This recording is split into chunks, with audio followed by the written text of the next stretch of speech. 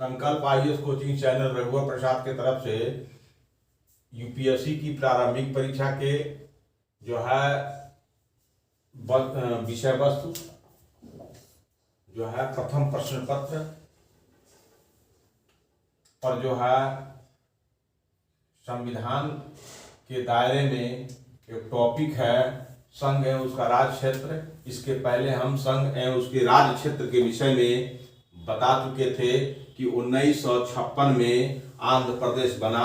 जब भाषा के आधार पर आंध्र प्रदेश राज्य बना तो उस समय बहुत बड़ा जो है आंदोलन हो गया। जब उन भाषा के आधार पर जब राज्य बना तो बहुत बड़ा विरोध हो गया। अब विरोध होना स्वाभाविक भी है कि जब भाषा के आधार पर राज्य बनेगा तो देश में एकता और अखंडता के लिए जो है एक चुनौती बन जाएगी। इसीलिए ये यूपीएससी के परीक्षा या बीपीएससी के परीक्षा में हिंदी के पेपर में पूछा जाता है कि हिंदी भाषा की समस्या और उसका समाधान। राष्ट्र की एकता और अखंडता में हिंदी भाषा की समस्या और उसका समाधान या हिंदी भाषा की समस्या और क्या चुनौतियां हैं। तो हिंदी भाषा के सामने एक चुनौती के रूप में जब हिंदी भाषा एस्से के रूप में लिखिएगा तो ये भी एक डाल सकते हैं कि 1956 में जो है आंध्र प्रदेश में राज्य बना था भाषा के आधार पर। पहला राज्य बना था 1956 में भाषा के आधार पर। तो आप ये भी है कि आपका जीएस हो गया। जब जीएस हो गया तभी पूछा जाए पहला भारत का राज्य कौन बना, तो 1956 में आंध्र प्रदेश बना। तो यह जीएस के रूप में आपको जो है काम आ जाएगा।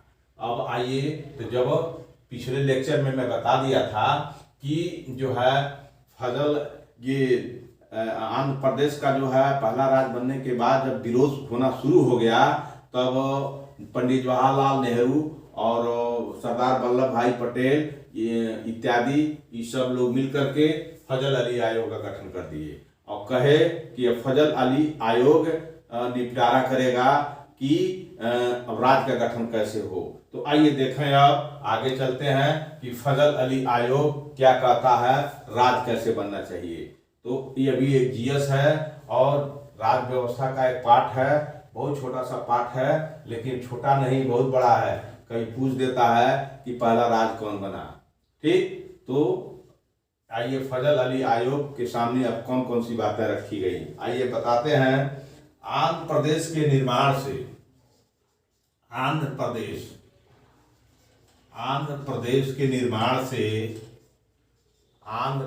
के निर्माण से जब आंध्र प्रदेश का निर्माण हो गया, आंध्र प्रदेश के निर्माण से अन्य क्षेत्रों से भी भाषा के आधार पर अन्य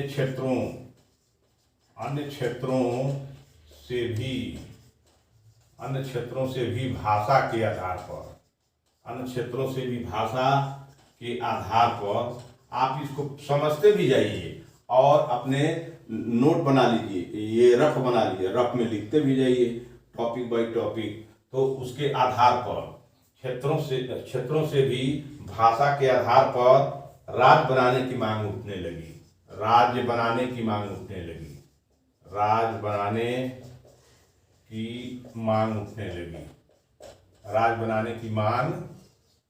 लगी। क्यों उठने लगी? कि आंध्र प्रदेश भाषा के आधार पर राज्य बन गया, उठने लगी। देखिए, हम बहुत अपना समय निकाल करके आप लोगों को बताते हैं कि कुछ भी तो हमसे ज्ञान हासिल कर लीजिए। पढ़े लिखे हैं तो पढ़े लिखे का काम यही है कि दूसरे को बताना। ठीक है, तो आप लोग भी पढ़ लिख के जाइएगा, दूसरे को बताइएगा। तो जब अफसर बन जाइएगा, मैं अफसर हूँ, मैं एक ऑफिसर हूँ, प्रखंड विकास पदाधिकारी, तो आपको बता रहा हूँ। तो आप भी कलेक्टर बन जाइएगा तो आप भी अपने दूसरे को बताइएगा, जिससे समाज का नया पुनः संरचना होगा। ठीक है, तो बनाने की मांग उठने लगी और जब उठने लगी इसके कारण भारत को उठने लगी। तो जब मांग उठने लगी कि नहीं भाषा के आधार पर राज्य बनाए, तो इसके कारण राज्य के आधार पर जब आंध्र प्रदेश बन गया, भाषा के आधार पर जब राज्य आंध्र प्रदेश बन गया, तो इसके कारण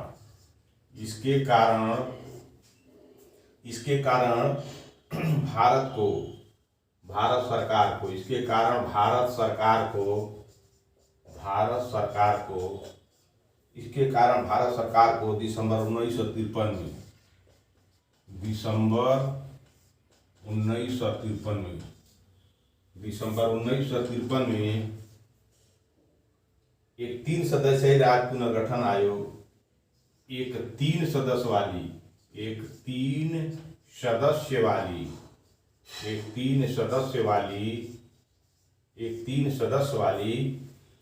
राज्य पुनर्गठन आयोग, राज्य पुनर्गठन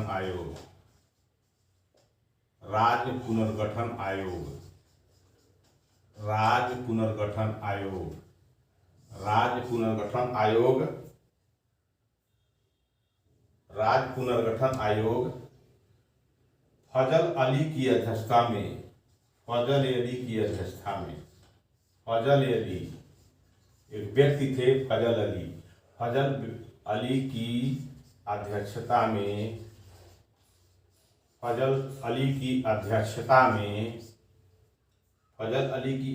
में गठित करने के लिए विवश होना पड़ा, गठित करने के लिए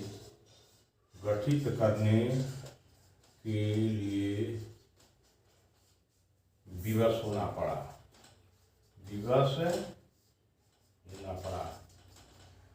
फजल अली की अध्यक्षता में विवश होना पड़ा। तो जब आंध्र प्रदेश 1956 में राज्य बन गया भाषा के आधार पर, तो जब आंध्र प्रदेश के निर्माण से अन्य क्षेत्रों से भी, भारत के अन्य क्षेत्रों से, उत्तर प्रदेश, बिहार, बंगाल, उड़ीसा या जो भी हो, जितने राज्य आपके हैं, अन्य क्षेत्रों से भी भाषा के आधार पर राज्य बनाने की मांग उठने लगी। एकदम विद्रोह हो गया, विरोध हो गया। तो ये पढ़े रहिएगा तो आपको काम आएगा। तो हम अपना बहुमूल्य समय निकाल के जब पढ़ाते हैं तो आप कुछ कमेंट नहीं करते हैं। कमेंट करिए ना, कमेंट आप लोग जब करिएगा तो थोड़ा सा हमारा हौसला बढ़ेगा, तो थोड़ा और मेहनत करके आप लोगों को पढ़ा देंगे। जो दिल्ली में पढ़ाई होती है वही पढ़ाई हम यहाँ पढ़ा देंगे। तो आप लोगों को परेशानी क्या है? हमको एक सुकून मिलेगा, आपको आपका विकास होगा। तो आंध्र प्रदेश के निर्माण से अन्य क्षेत्रों से भी भाषा के आधार पर राज्य बनाने की मांग उठने लगी। जब राज्य बनाने की मांग भाषा के आधार पर उठने लगी, तो इसके कारण भाषा के आधार पर राज्य बने। तो इसी के कारण भारत सरकार दिसंबर 1953 में एक 3 सदस्य वाली राज्य पुनर्गठन आयोग फजल अली की अध्यक्षता में गठित करने के लिए विवश हो गया। ये भाई अब तो बहुत दिक्कत आ गई, अब तो इतना प्रॉब्लम हो गया कि अब तो ऐसा करिए कि अब तो एक आप राज्य पुनर्गठन आयोग बनाना पड़ेगा। तो उसीलिए भारत सरकार को जो है फजल अली को अध्यक्ष बनाया गया और 2 सदस्य हो गए। तो वही 3 लोग मिलकर के राज्य पुनर्गठन आयोग में शामिल हुए। तो आगे क्या हुआ, आइए आपको ले चलते हैं। आगे क्या हुआ, जब फजल अली आयोग का जो है निर्णय ले लिया गया भारत सरकार के द्वारा, तो आगे क्या हुआ इसको समझते चलिए।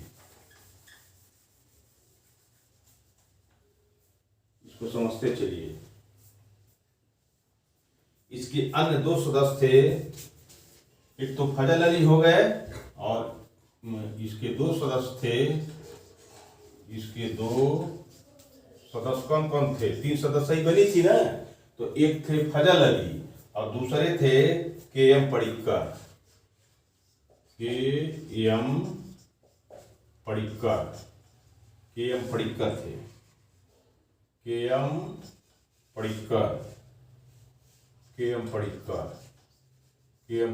थे, और एच.एन. कुंजरू और एच.एन. कुंजरू।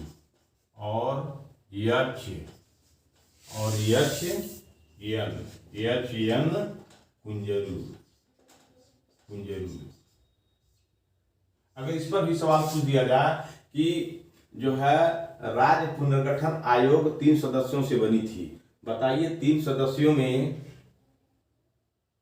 सदस्यों वाली ये राज्य पुनर्गठन आयोग में कौन सही है? तो लिखेगा फजल अली, एन कुंजरू और के.एम. पडिक्कर। फिर लिखेगा फजल अली और के.एम. पडिक्कर, जवाहरलाल नेहरू। फिर लिखेगा फजल अली, एन कुंजरू और सरदार वल्लभ भाई पटेल। फिर लिखेगा फजल अली और के.एम. पडिक्कर और एन कुंजरू। तब आप जाने रहिएगा कि इस तीनों में कौन थे, तो आप तड़ाक दे मार दीजिएगा नहीं, फजल अली और KM. Padikkar, KM. Kunzru, KM. Padikkar और एच.एन. कुंजरू। तो यह सवाल अगर आपको कभी आ जाए तो आपका सवाल सही रहेगा और दिमाग भी तो बढ़ेगा कि राज्य पुनर्गठन आयोग के अध्यक्ष कौन थे, उसके 2 सदस्य कौन थे। तो अध्यक्ष थे आपको फजल अली और दूसरे थे के.एम. पडिक्कर और तीसरे थे एच.एन. कुंजरू। आगे आइए, किसने अपनी रिपोर्ट, किसने, ये तीनों लोगों ने, इसने अपनी रिपोर्ट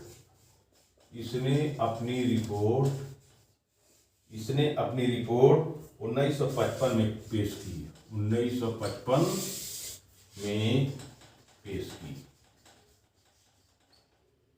पेश की और इस बात को व्यापक रूप से स्वीकार किया और इस बात को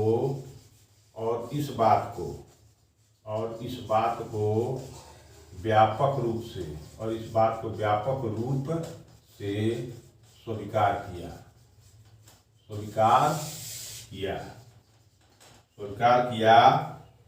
इस बात को व्यापक रूप से स्वीकार किया कि राज्यों के पुनर्गठन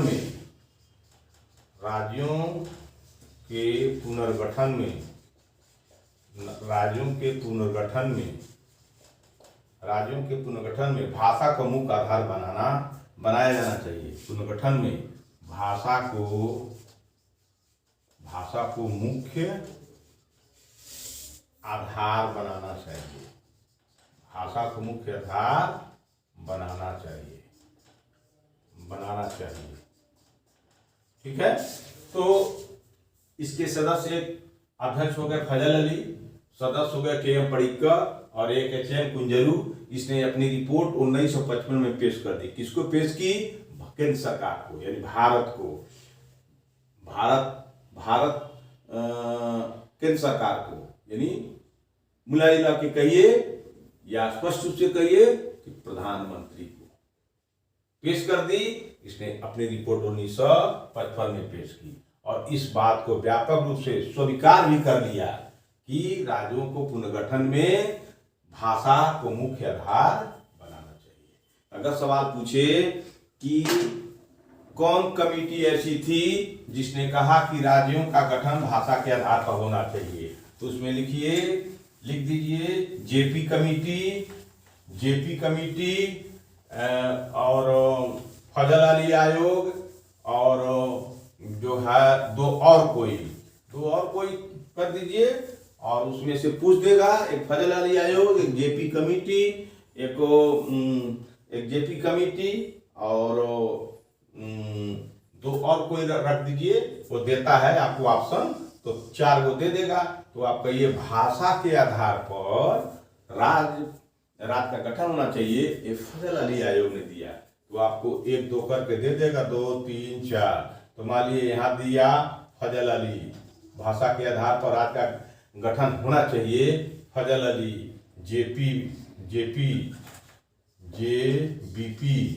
जेबीपी और जो है पटेल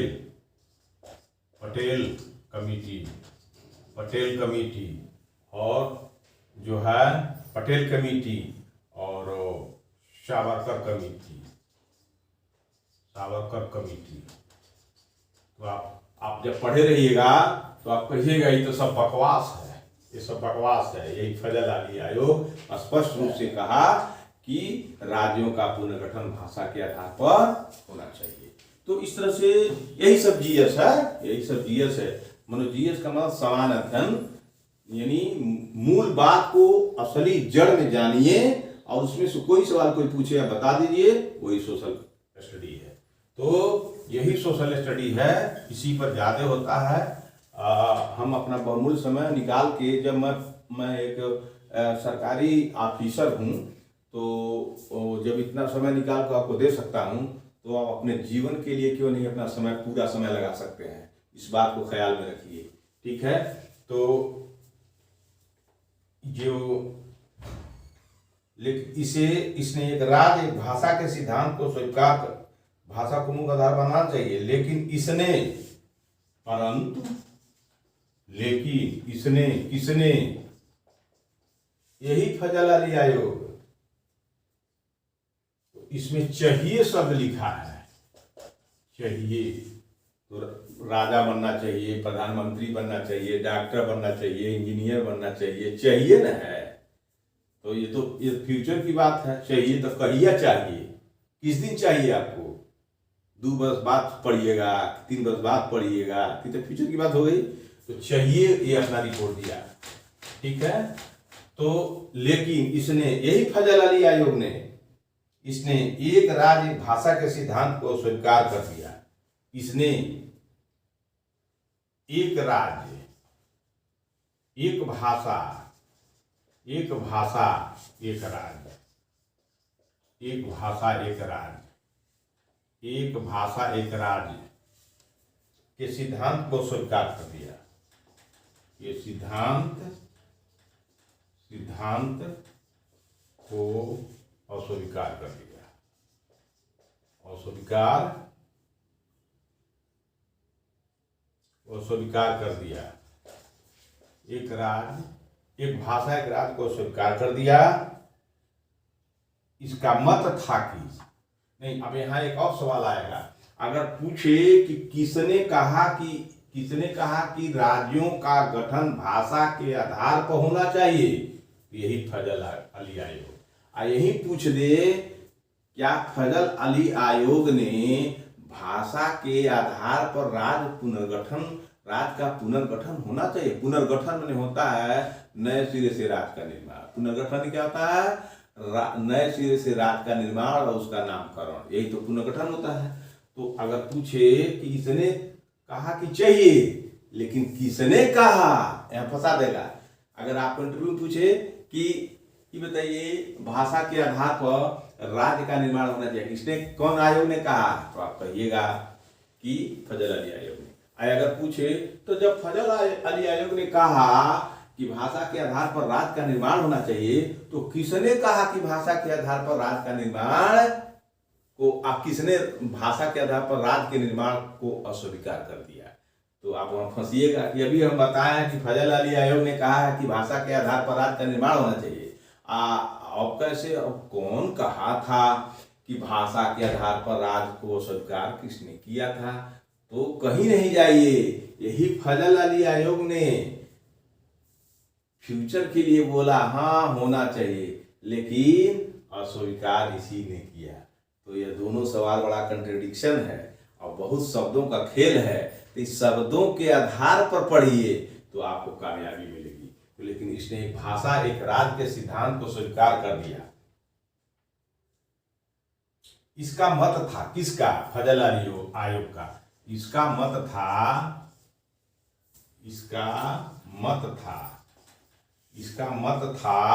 कि किसी भी राजनीतिक इकाई,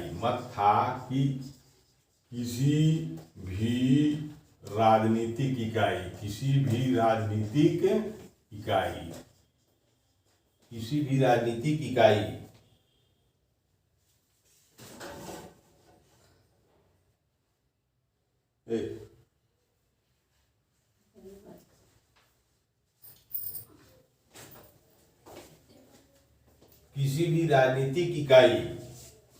के पुनर्निर्धारण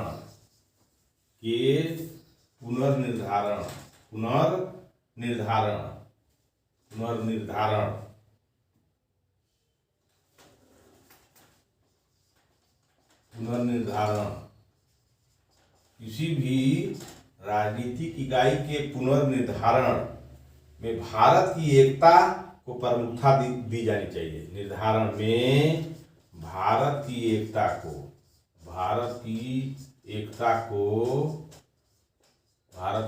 को प्रमुखता देनी चाहिए। प्रमुखता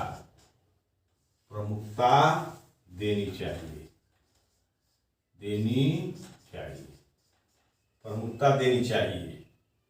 समिति ने किसी राज्य पुनर्गठन आयोग के लिए फजल अली आयोग समिति ने किसी समिति ने किसी भी राज्य पुनर्गठन आयोग के लिए, किसी भी राज्य पुनर्गठन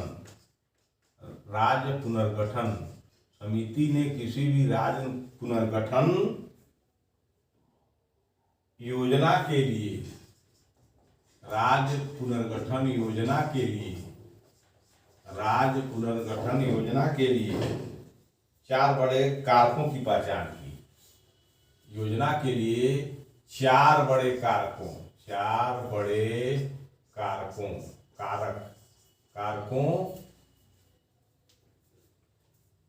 की पहचान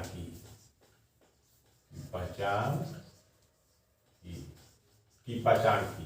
तो जब फजल अली आयोग ने पहले इनको सौंपा गया तो इन्होंने अपनी रिपोर्ट दी कि हाँ, मैं स्वीकार करता हूं कि भाषा के आधार पर राज्यों का निर्माण होना चाहिए, लेकिन अंतिम रूप से इन्होंने ही एक भाषा और एक राज्य के सिद्धांत को कहा है ठीक बात नहीं है, और इसका तब अपना मत दिया कि किसी भी राजनीतिक इकाई के पुनर्धारण में, राजनीतिक इकाई का जब पुनर्धारण हो रहा है, राजनीतिक इकाई माने बिहार राज्य एक राजनीतिक इकाई है, उत्तर प्रदेश राज्य एक राजनीतिक इकाई है, जो है आपका आंध्र प्रदेश राजनीतिक इकाई है, और सभी राजनीतिक इकाइयों का एक मेन राजनीतिक इकाई भारत है। तो ये किसी भी राजनीतिक इकाई के पुनर्निर्धारण में भारत की एकता को प्रमुखता देनी चाहिए। तो ये समिति ने एक जिसे आप कहते हैं कि एक कोई उपाय बताइए, तो एक उपाय बताया कि अगर यह योजना राज्य पुनर्निर्धारण राज्य आयोग जो है बने तो यह योजना हुआ, प्लान हुआ। तो प्लान ये बना कि नहीं, सही बनना चाहिए, राज्य तो बनना चाहिए। तो उस योजना के लिए 4 बड़े कारक की पहचान की कि 4 बड़े कारक मने बेस, जिसे बेसमेंट बनता घर का ना, वैसे बेस, वह बेस 4 बनाए। जैसे कोई मकान बनती है तो कई पिलर होते हैं, उसी पिलर मकान बन जाती है। तो राष्ट्र एक मकान है, तो उस राष्ट्र को, राज्य के निर्माण, राष्ट्र में कई राज्य होंगे और राज्य कैसे बने उसके लिए उन्होंने बेसमेंट बनाया। वो बेसमेंट कौन है? 4। तो आइए कौन कौन से बेसमेंट बनाए जिस पर पूरा राज्य बन जाए और राष्ट्र को भी खतरा ना हो। तो आइए आगे चलते हैं। तो ये फजल अली आयोग ने लास्ट में कहा कि मैंने तो बताया कि होना चाहिए, फजल अली आयोग ने पडिक्कर और कुंजरू, याद रखिएगा, के.एम. पडिक्कर, एच.एम. कुंजरू और फजल अली, तो ये लोग जो है मिल करके ये बात बताए कि होना चाहिए, शुड बी,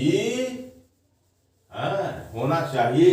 लेकिन इन्हीं लोगों ने अस्वीकार कर दिया, कहा कि ठीक नहीं है। तो कहा कैसे राज्य का गठन होना चाहिए, तो बताए पहला कि पहला कारक बताए देश की एकता सुरक्षा की अनुरक्षण और संरक्षण हो। देश की एकता एवं सुरक्षा की, देश की एकता एवं सुरक्षा की, देश की एकता एवं सुरक्षा की अनुरक्षण संरक्षण, अनुरक्षण एवं संरक्षण, अनुरक्षण एवं संरक्षण, अनुरक्षण एवं संरक्षण। बी, भाषाई और सांस्कृतिक भी एकता हो। भाषाई एवं सांस्कृतिक, भाषाई एवं सांस्कृतिक एकरूपता हो, एकरूपता। सी, वित्तीय आर्थिक प्रशासनिक तर्क, वित्तीय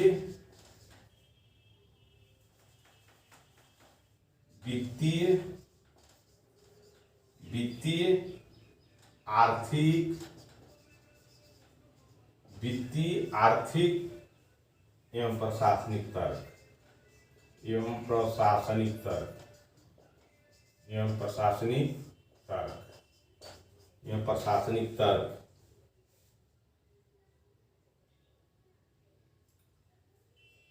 और डी, प्रत्येक राज्य एवं पूरे देश में, प्रत्येक राज्य एवं पूरे देश में, प्रत्येक राज्य पूरे देश में, प्रत्येक राज्य पूरे देश में लोगों के कल्याण की योजना और इसका संवर्धन। देश में लोगों के कल्याण, लोगों के कल्याण, लोगों के कल्याण, लोगों के कल्याण की योजना, लोगों के कल्याण की योजना और इसका संवर्धन और इसका संवर्धन और इसका संवर्धन। ये चार कारक थे, ये चार कारक थे। तो ये सब समस्याएं अम्बेडकर के सामने आई थी। तो अम्बेडकर संविधान लिखते समय ये सब बातें रखी थी। उसी बातों के आधार पर ये सब काम हुआ बाद में। ठीक, तो देश की एकता एवं सुरक्षा की अनुरक्षण या संरक्षण हो, और देश की सुरक्षा का अनुरक्षण और संरक्षण हो। अनुरक्षण ऐसी बात न की जाए जो उसकी रक्षा न हो सके। ये संरक्षण कोई गार्जियनशिप न खत्म हो, तो इसे संरक्षण कहते हैं। ऐसी कोई बात न रखा जाए जो देश की रक्षा खतरे में पड़ जाए। दूसरा, भाषाई और सांस्कृतिक एकरूपता। भाषाई एवं सांस्कृतिक एकरूपता। भाषा को भी महत्व दिया जाए और संस्कृति को भी महत्व दिया जाए।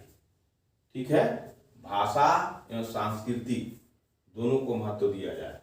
तीसरा, वित्तीय, आर्थिक एवं प्रशासनिक तर्क। इस मतलब राज्य बनाया जाए तो उस आधार पर बनाया जाए कि क्या वह राज्य बनाया जा रहा है तो उस राज्य में जो अर्थ की समस्या है, अर्थ कितना मजबूत है, अर्थ कितना कमजोर है उस राज्य बनाने जा रहे हैं, और वहाँ प्रशासन कैसे चलाया जाए यह बात जरूर उसमें जिक्र हो। और चौथा, प्रत्येक राज्य पूरे देश में लोगों के कल्याण की योजना और इसका संवर्धन हो। यह नहीं अगर राज्य बना दिया जाए तो लोगों के कल्याण को मतलब सेकेंडरी नहीं रखा जाए। लोगों के कल्याण को, पूरे देश के लोगों के कल्याण के समान उस राज्य के लोगों का भी कल्याण और उसका संवर्धन होना चाहिए। यही फजल अली आयोग ने अपना सुझाव दिया। तो अब आइए, फजल अली आयोग ने आपको ये बात बता दिए, तो ये आपको मैंने बता दिया। संघ उसका राज्य क्षेत्र में भाषा के आधार पर पहले लाया गया, उसका विरोध किया गया, विरोध हुआ, तो विरोध होने के बाद फजल अली आयोग का गठन हुआ। फजल अली आयोग का गठन हुआ तो उन्हें कहा स्वीकार करने के लिए अपना विचार दिया, लेकिन बाद में इसको इग्नोर कर दिया। तीनों लोगों ने कहा कि ऐसा नहीं होना चाहिए।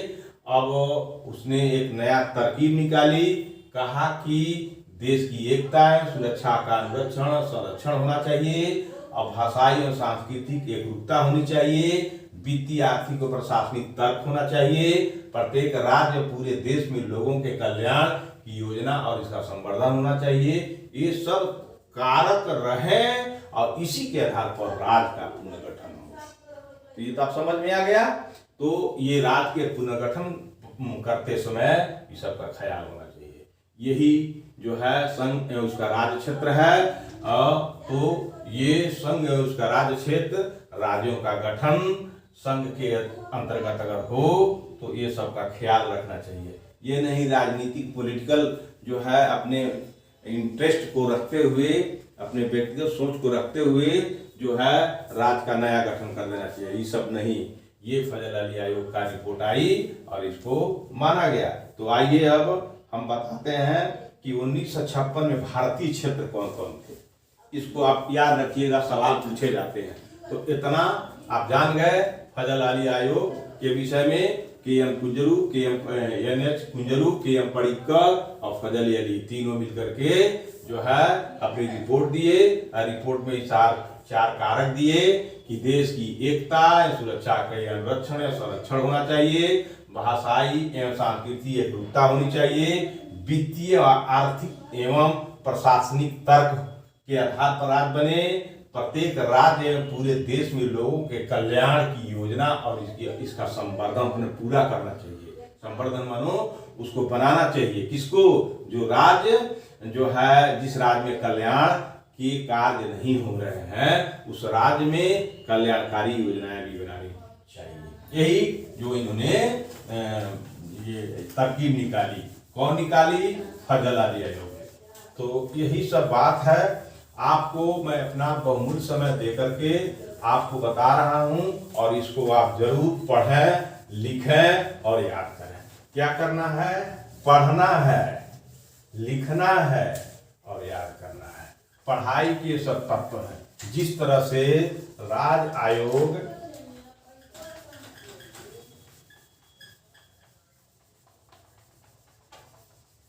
जिस तरह से अभी कारक बताए गए हैं, तो शिक्षा के कारक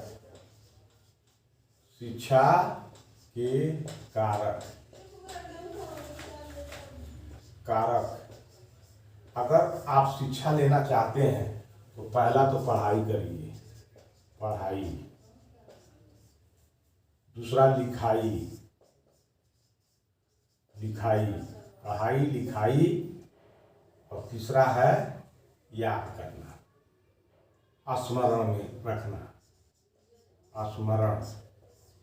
तो ये तीन चीज अगर क्रिया कर रहे हैं, तीन क्रिया करना है, अगर ये तीन क्रिया कर लेंगे तभी आप शिक्षित हो पाइएगा। यानी पढ़िए भी, लिखिए भी और स्मरण भी रखिए। यही क्रिया आपको तीनों के, पढ़ाई क्रिया है, लिखाई क्रिया है, स्मरण भी क्रिया है। ये क्रिया है। तो तीन क्रिया अगर आप करिएगा तो आप अच्छा से अच्छा जो है जानकार हो जाइएगा और यूपीएससी की परीक्षा में आपकी विश्वसनीयता बढ़ती जाएगी। तो आइए एक चीज अब आगे चलते हैं। हमको जाना है, अपने ड्यूटी पर भी जाना है। अभी हम किसी एक बहुत गरीब बस्ती में जा करके जो है, जो गरीब वीकर सेक्शन है उसके मोहल्ले में जा करके हमको देखना होगा कि वहाँ शौचालय नहीं है। तो शौचालय को पूरे गरीब बस्ती में बनवाने का प्लान बनाना है, अभी जाना है वहीं। तो आइए एक थोड़ा सा बात अब जान लीजिए कि आयोग ने सलाह दी कि मूल संविधान, आयोग ने सलाह दी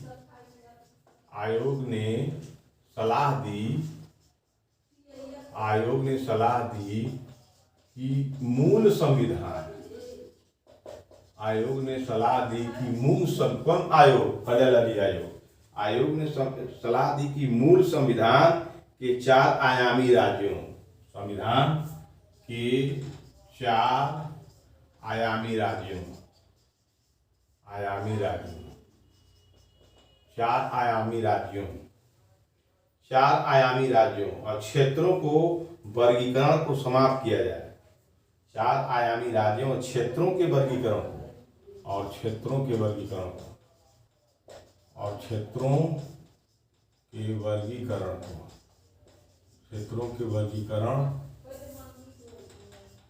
को समाप्त किया जाए। और 16 राज्यों, 3 केंद्र शासित प्रशासन और 16 राज्यों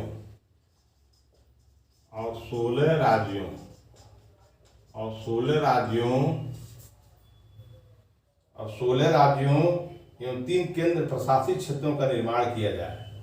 और 16 राज्यों और 3 केंद्र शासित प्रदेशों केंद्र शासित केंद्र शासित केंद्र प्रशासित केंद्र शासित प्रदेशों को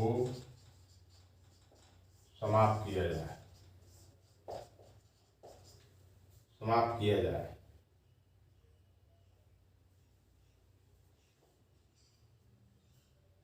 सूर्य राजनीतिक के शासित प्रशासित क्षेत्रों का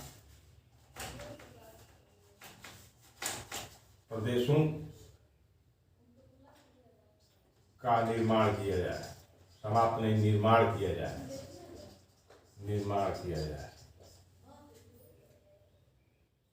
भारत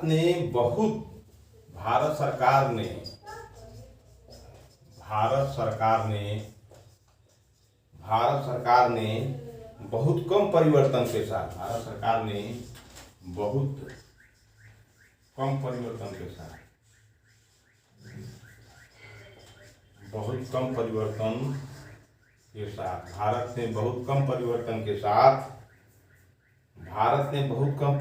के साथ इन सिफारिशों को स्वीकार कर लिया है। इन सिफारिशों को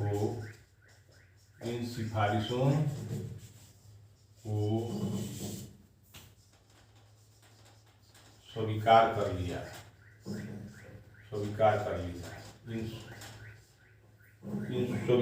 लिया।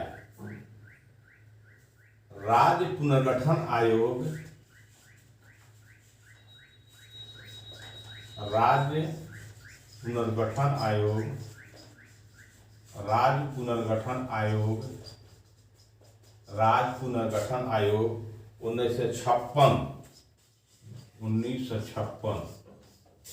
1956 है।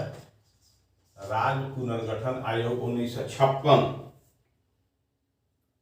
और 7वें संविधान संशोधन अधिनियम 1956 और 7वें संविधान संशोधन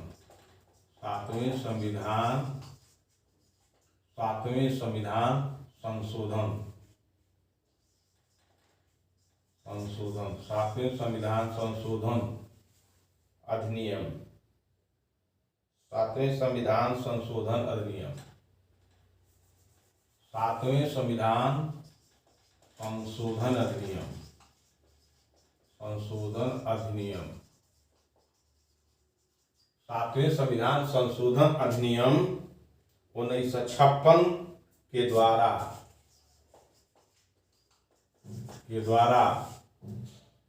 भाग क और भाग ख के बीच की दूरी को समाप्त कर दिया गया। भाग क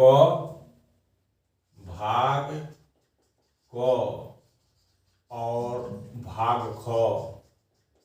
भाग ख की दूरी को समाप्त कर दिया गया।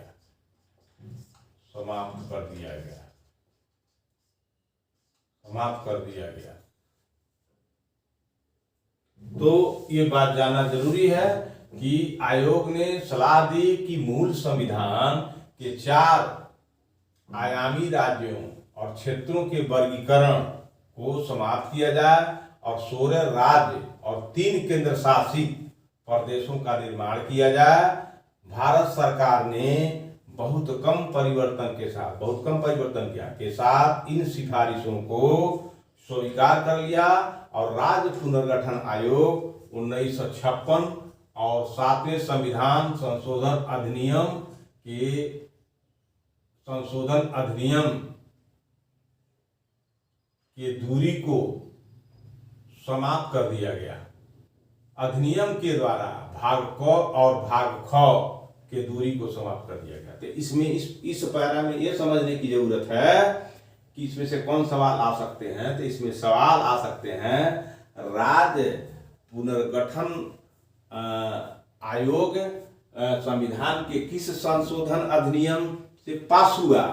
तो ये 1956 में 7वां संविधान संशोधन अधिनियम में राज्य पुनर्गठन आयोग बना।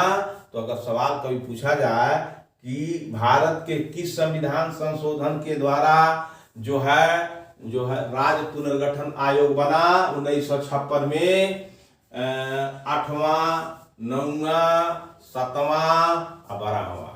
तो जब आप पढ़े रहिएगा तभी ने आप जानिएगा कि सातवां संविधान संशोधन किया गया भारत के संविधान में। 7वां, 1 2 3 4 5 6 7, यानी 7वां, यानी बहुत पहले संशोधन हुआ।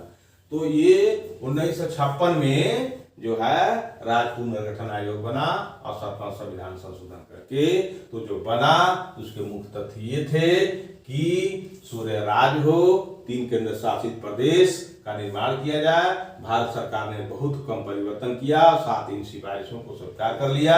राज्य पुनर्गठन आयोग ने 1956 और 7वें संविधान संशोधन अधिनियम के द्वारा भाग क और भाग ख के बीच में जो दूरी थी, भाग क कौन सेंटर और ख स्टेट, तो उस दूरी को समाप्त कर दिया गया। आइए कुछ और बातें हैं, आगे चलते हैं।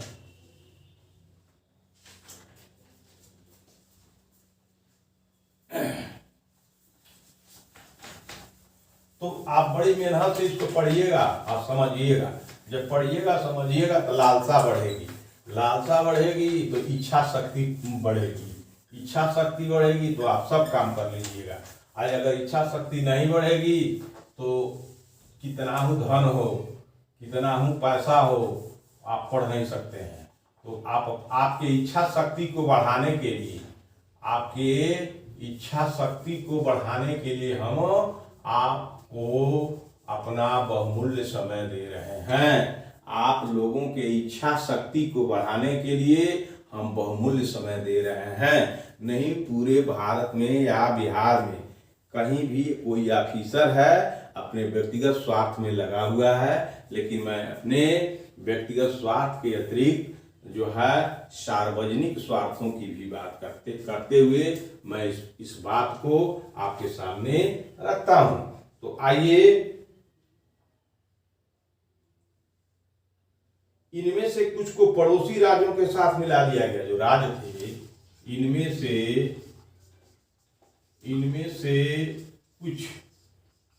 से कुछ पड़ोसी राज्यों के साथ मिला दिया गया, पड़ोसी राज्यों को मिला दिया गया।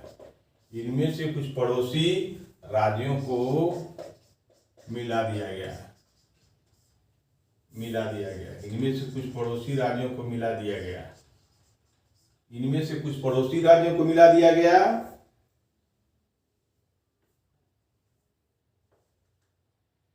और भाग ग को खत्म कर दिया गया, और भाग ग को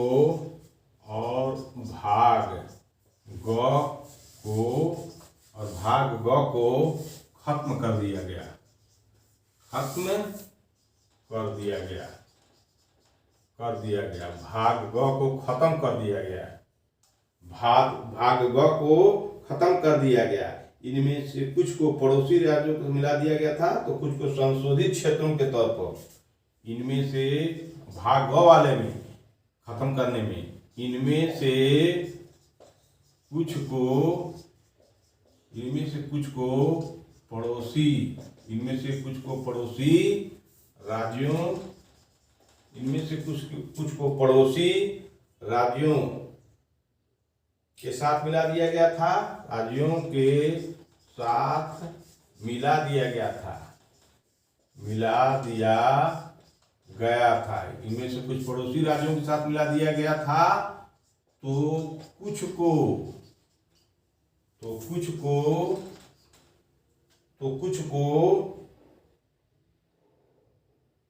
संशोधित क्षेत्रों के तौर पर, संशोधित क्षेत्रों के तौर पर, संशोधित क्षेत्रों के तौर पर पुनः स्थापित किया गया,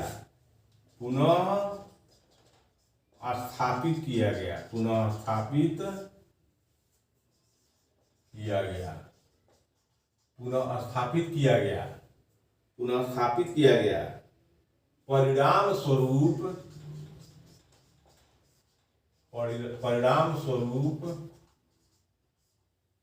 स्वरूप 1 नवंबर 1956 को 1 नवंबर 1 नवंबर 1956 को 1 नवंबर 1956 को 14 राज्य 1 नवंबर 1956 को 14 राज्य 6 केंद्र शासित प्रदेशों का गठन किया गया। 1 नवंबर 1956 को 14 राज्य और 6 केंद्र शासित प्रदेश का गठन किया गया।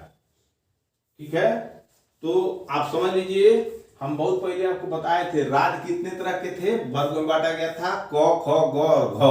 तो क में 9, ख में 9 और ग में 10 और घ में 1, यही ना 4 राज्य थे।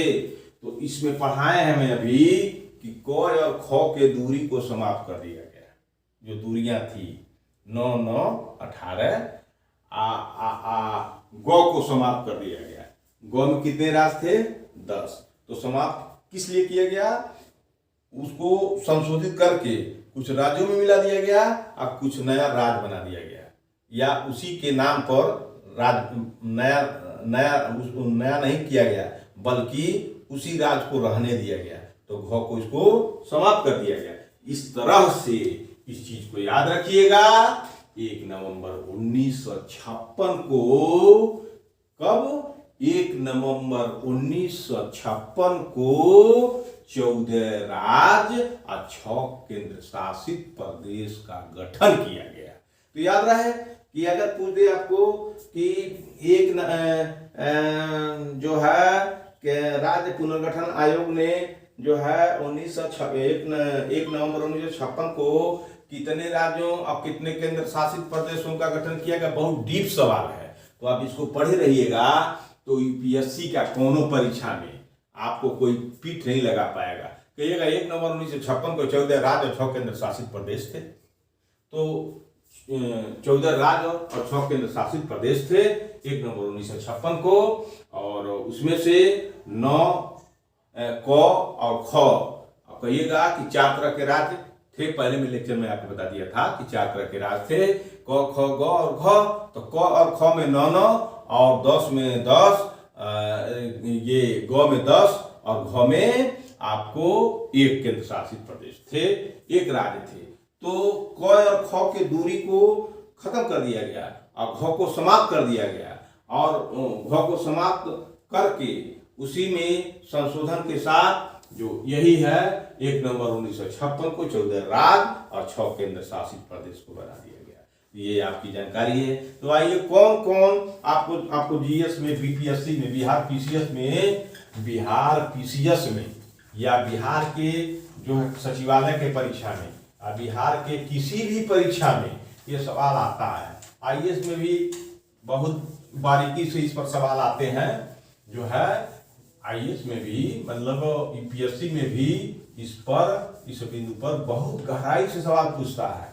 तो आप इसको जाने रहिएगा। तो ये इतिहास जब जानिएगा, राज्य पुनर्गठन आयोग के इतिहास को जानिएगा, तो आपको कोई सवाल छूटेगा नहीं छूटेगा।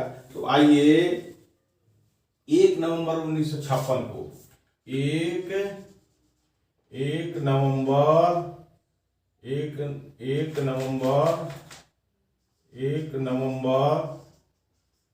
नवंबर 1956 को राज्य एवं केंद्र शासित प्रदेश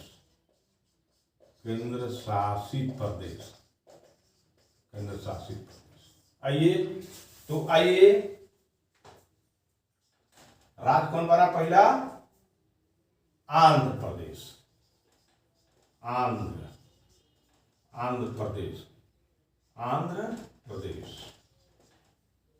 दूसरा असम। तीसरा बिहार।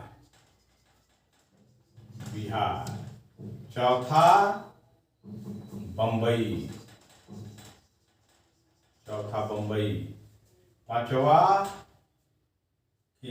पांचवा जम्मू एवं कश्मीर। जम्मू एवं कश्मीर, जम्मू एवं कश्मीर, जम्मू एवं कश्मीर। छठवां केरल, केरल। सातवां मध्य प्रदेश, मध्य प्रदेश। सातवां मध्य प्रदेश। आठवां मद्रास, मद्रास। नौवां मैसूर, मैसूर। 10वां उड़ीसा, उड़ीसा। 11वां पंजाब, पंजाब। 12वां राजस्थान, राजस्थान, राजस्थान, राजस्थान, राजस्थान। 13 उत्तर प्रदेश, उत्तर प्रदेश। 14 पश्चिम बंगाल,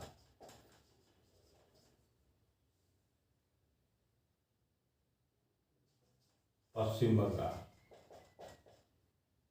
पश्चिम बंगाल। ये राज्य 1 नवंबर 1956 को हुए थे। अगर बीपीएससी देंगे तो पूछ सकता है बिहार किस समय राज्य बना, तो आप बिहार इसमें देखिएगा तो आप लगा दीजिएगा 1 नवंबर 1956 को बिहार का निर्माण हुआ। कब हुआ? 1 नवंबर 1956 को निर्माण हुआ।